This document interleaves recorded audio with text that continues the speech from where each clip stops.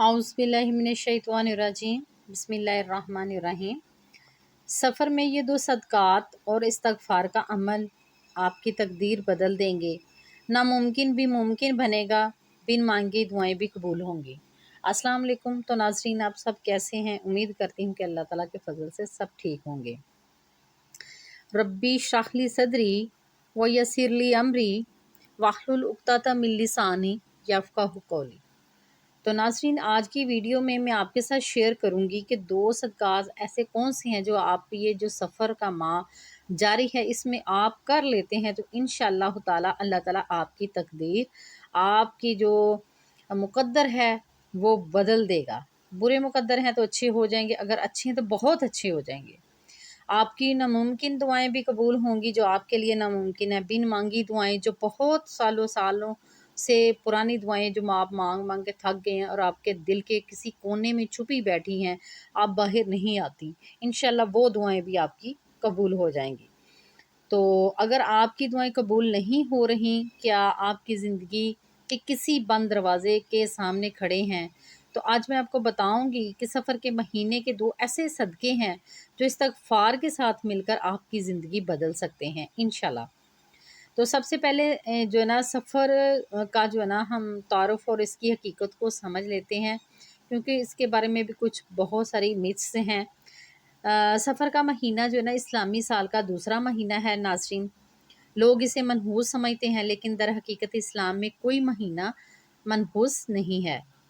तो नबी पाक सल्लल्लाहु अलैहि वसल्लम ने फरमाया, कोई दिन या महीना मनहूस नहीं होता, बरकत और नहूसत इंसान के अमाल में है।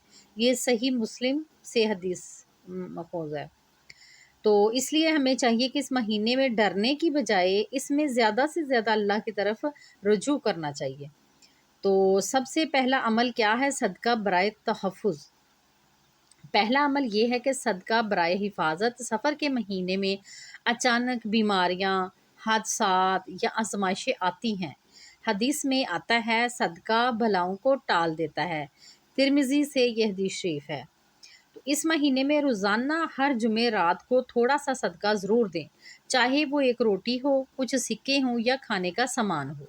तो नीयत आपने क्या करनी है? या अल्लाह, इस सदक़े से मुझे, मेरे अहले खाना को और मेरे रिज़्क़ को हर आफत से महफूज फरमा।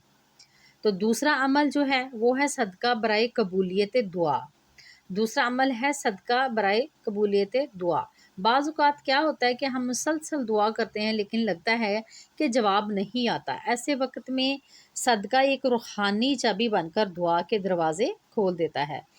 नाज़रीन, हज़रत अली रज़ी अल्लाह तआला अन्हु फरमाते हैं कि दुआ को सदक़े के ज़रिए आसमान पर चढ़ाओ।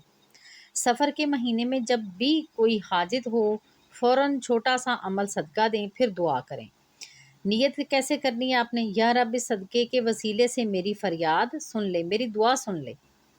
तो इस्तग़फ़ार का साथ करना क्यों ज़रूरी है इन सदक़ात के लिए? जो मैंने टाइटल लगाया था कि ये दो सदक़ात सफ़र के महीने में और इस्तग़फ़ार करें तो इंशाल्लाह आपकी ज़िंदगी अल्लाह ताला बदल देंगे।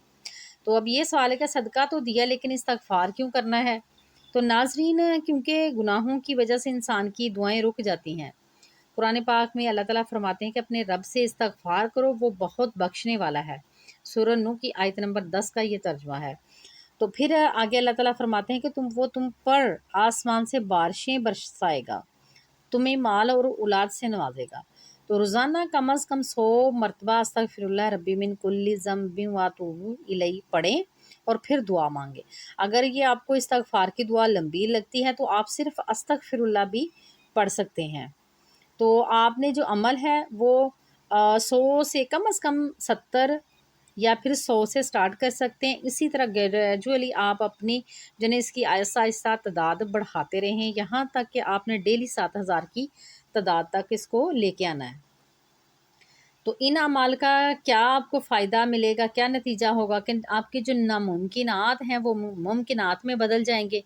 अल्लाह ताला जब खुश होता है ना नाज़रीन, तो वो बंद दरवाजे खोलता है, रुके हुए रिज़्क़ में बरकत देता है, बिन मांगी दुआएं भी कबूल करता है, दुश्मनों के शर से बचाता है। तो सदका प्लस इस्तग़फ़ार रूहानी ताकत मिलती है। सदका करेंगे, इस्तग़फ़ार करेंगे तो इसके आपको क्या रिज़ल्ट मिलेगा कि आपको रूहानी ताकत मिलेगी। इस फार्मूले को आजमा कर नाज़रीन देख लें, दिल से नियत करें, इंशाअल्लाह ताला अल्लाह ताला कबूल मंजूर फरमाएंगे।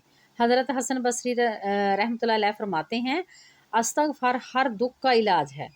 एक ईमान अफरोज़ जो है ना हकीकी वाक़या आपको सुनाऊंगी कि एक जो सिस्टर हैं वो लिखती हैं कि जिनकी शादी के 12 साल बाद भी उनको औलाद नहीं हुई।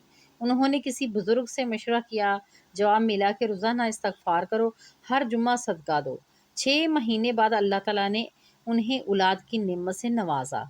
अल्हम्दुलिल्लाह। ये कोई इत्तेफाक नहीं है, बल्कि इस्तग़फ़ार और सदक़े की ताकत है।